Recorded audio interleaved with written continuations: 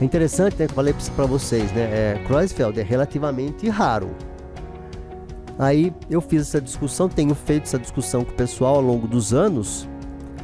Então já surgiram no nosso grupo, assim, uns 4 casos de Creutzfeldt. Então a doença de Creutzfeldt-Jakob é neurodegenerativa, transmissível, desfecho fatal. E a Organização Mundial de Saúde coloca o eletro entre os critérios diagnósticos para a PS. Veja aqui um padrão de ondas trifásicas, como é diferente, né? A gente tem que se adaptar a ver, prestar muita atenção, senão a gente não enxerga, acha que é artefato. Olha só. A gente fala que é periódico, né, pessoal? Mas olhando, a gente vê que é quase periódico, né? O termo, em vez de falar semiperiódico, o termo que mais se usa é quase periódico. Quando não é preciso, né? A periodicidade não é precisa, você fala que é quase periódico. Aí você tem que forçar um pouquinho, você usa um pouquinho da poesia do seu cérebro, você consegue enxergar daqui uma trifásicazinha aqui. Olha uma outra trifásicazinha. É meio trifásica, mas você fala, é trifásica. Olha aí, realmente é trifásica. Olha aqui. Eu estava em dúvida, eu comecei a ver aqui, olha aqui. Olha aqui, ó, 1, 2, 3. 1, 2, 3. Não é ponta onda, eu acho que não é ponta onda, você pensa, né? Porque é muito pequenininha a pontinha, muito aberta, tá vendo? Mas ela faz aquele desenho 1, 2, 3 aqui, ó. 1 a pontinha, 2 o vale, 3 a onda negativa. Ah, é trifásico. É um trifásico curto. É um periódico por ondas trifásicas, periódicas curtas. Olha aqui, a distância entre um complexo e o outro tem menos de 4 segundos. Onde é que eu vejo isso? Eu vejo em pós-anóxico, não é? Eu vejo em doença renal, eu vejo em doença hepática, eu vejo em outras encefalopatias metabólicas, mas nesse senhor de 71 anos, com uma demência rapidamente progressiva, mutismo, parkinsonismo. Outra coisa que tem no Creutzfeldt, às vezes crises mioclônicas, que fica-se em dúvida se é um mioclonus cortical ou subcortical, tem uma discussão, né? Ou seja, se é epilético ou não, né? Mas ele tem mioclonismo, como se fosse soluços que ele vai tendo, esse paciente tinha, né? E eu coloquei EG com atividade periódica, ritmos delta pontiagudos, sharp lento, a 1 Hz, baixa amplitude, facilmente confundido com lentificação difusa. Porque eu estava fazendo o diferencial desse trabalho aqui, né? Então, no estágio inicial, você tem uma desorganização da atividade de fundo no eletro. Você pode ter uma atividade rítmica frontal intermitente, que é o FIRDA, lenta, delta. No estágio intermediário, surgem as características ondas trifásicas, né, com os complexos periódicos. No estágio avançado, é um traçado não reativo de coma, às vezes coma alfa, que é muito grave. A gente fala, nossa, coma alfa deve ser bom, não é péssimo, prognóstico ruim. E depois traçado isoelétrico. Então esse paciente aqui, ele, para vocês terem uma ideia, ele estava ótimo em agosto. Em julho ele estava ótimo. Em agosto a mulher dele encontrou ele na rua varrendo a rua lá, né? Não sabia por quê. Em dezembro ele morreu. E aí eu mandei para um hospital. Como ele chegou mal já em começo de novembro comigo. Aí eu mandei ele para São Paulo, ele foi investigado num grande hospital lá. Aí ele fez a proteína 1433 lá em São Paulo logo e já fechou o diagnóstico. Outro caso, né? Mulher, 60 anos, 6 meses de evolução com demência, mioclonia e mutismo. Você falar 6 meses de evolução de demência, mioclonia e mutismo, você já pensa num Creutzfeldt.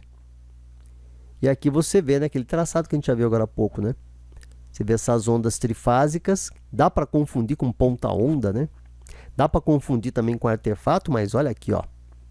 É assíncrono, né, com o artefato aqui do eletrocardiograma. Por isso que é importante você ter o eletrocardiograma no seu traçado também, né? Mas mesmo sem eletro aqui, viu, pessoal? A gente batendo o olho aqui, você vê que é onda trifásica, né? E você vê que você tem o T2 aqui. Tem o T2. Só que esse periódico aqui está bem mais irregular, né? Ele está bem mais assim, o T2, né? O tempo de intervalo está bem mais assimétrico, né? Mas você vê que sempre tem aqui, ó, um intervalinho. Por isso você fala que não é ritmo. Porque tem o T1, né? Que é o evento, vamos dizer assim, a onda trifásica, e você tem um intervalo. Também é um Kreuzfeld. Você veja que é bem diferente do anterior, né? Olha aqui. É bem diferente, talvez por ser uma fase diferente da doença, mas persiste a questão da periodicidade, né? Aqui mais irregular, né? Mas persiste aquela periodicidade. Tá, aqui dá para ver melhor a periodicidade. É tipo surto mini surto supressão? Se você quiser falar assim, né? É porque não é bem suprimido, né? Mas sim, você pode dizer, se você se ajuda a guardar, né? Se ajuda a guardar, eu acho que sim. Mioclonus, critério clínico. Problema visual cerebelar, achado piramidal, extrapiramidal, mutismo acinético. Esse outro tem até Parkinson, né? Tem um parkinsonismo, né? Ele tem a roda denteada, tudo. Aquele primeiro que eu vi. Critérios de laboratório, complexo periódico no EG, aí, tá vendo? Proteína 1433 no líquor e a ressonância com alteração do núcleo caudado, putame, etc. Só que a ressonância, talvez, né, ela seja menos específica aqui do que... Talvez não, é bem menos específica que o eletro, né? E a proteína 1433. E aí você tem, né, provável doença de Creutzfeldt-Jakob esporádica, né? Tem que ter dois critérios aqui. Aí de 1 a 4 e um critério de A até C. Aí você já pode fechar como Creutzfeldt-Jakob. Outra paciente aqui, ó. É pior ainda o quadro, né? Uma mulher de 52 anos, 8 meses, predomínio de amplitude aí, pessoal. Onde é que tá? Dá para ver que é periódico? É irregular, mas é periódico, né? Aquela questão, né? Você tem o T2 aqui, tá vendo? Ele não é bem uma supressão, né? Você tem um intervalo entre os complexos, né? E aqui, pessoal, é onda trifásica mesmo, viu? É tentar decorar essa morfologia, decorar, né? Colocar no coração, né? Não é guardar de forma chata, né? Mas colocar no coração a morfologia do trifásico, né? Predomínio anterior ou posterior? Predomínio de amplitude. A gente olhando aqui, né? O predomínio tem, né, complexos aqui na região anterior, mas o predomínio de amplitude é posterior.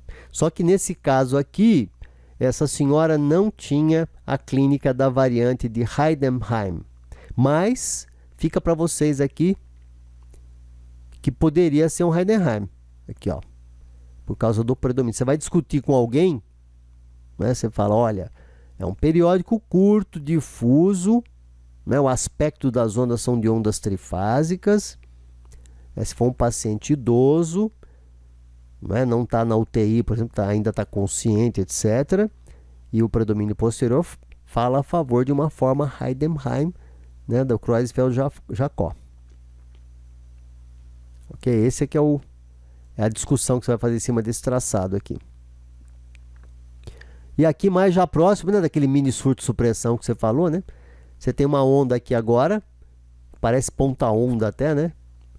E tem um período T2 aqui, né, entre eles, período com intervalo, né, sem a atividade em questão, e depois novamente aqui período de intervalo, né, e período de atividade. E vocês estão vendo que interessante, vocês vejam que interessante, vamos discutir mais para frente.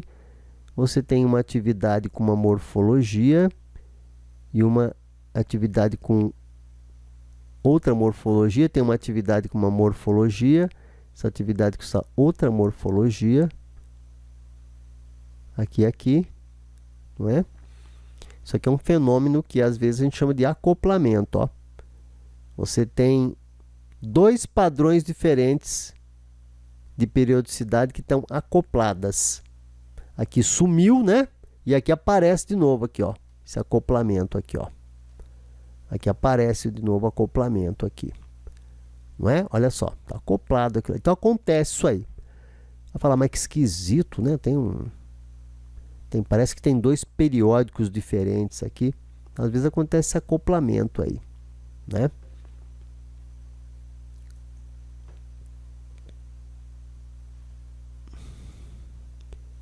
Vamos lá.